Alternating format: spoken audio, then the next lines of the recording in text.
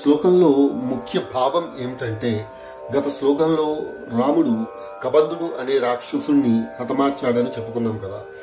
ఈ శ్లోకంలో కబంధుడికి దహన సంస్కారాలు చేయడం, ఇక్కడ రాముడి హ్యూమన్ బీయింగ్ ఏంటంటేనండి, రావణాసురుడు హతమార్చిన జటాయువుకి అంత్యక్రియలు ఆయనే చేశారు.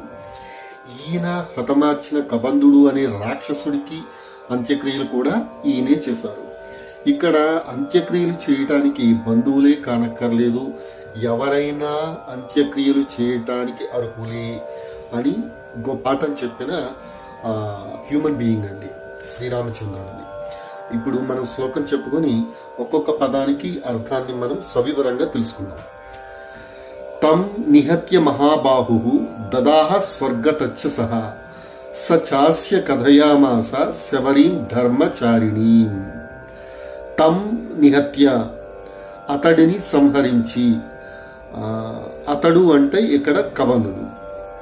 మహాబాహు బలవంతుడైన, ఎవరు ఆ బలవంతుడు? శ్రీరామచంద్రుడు.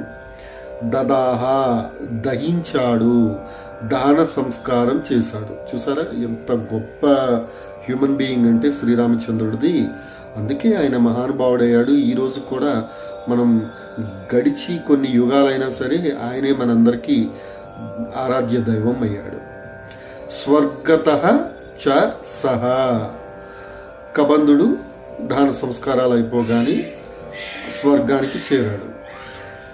సచ అస్య కథయామాస, అతను స్వర్గానికి వెళ్లే ముందు శ్రీరామచంద్రుడికి చెప్పాడు. ఏమని?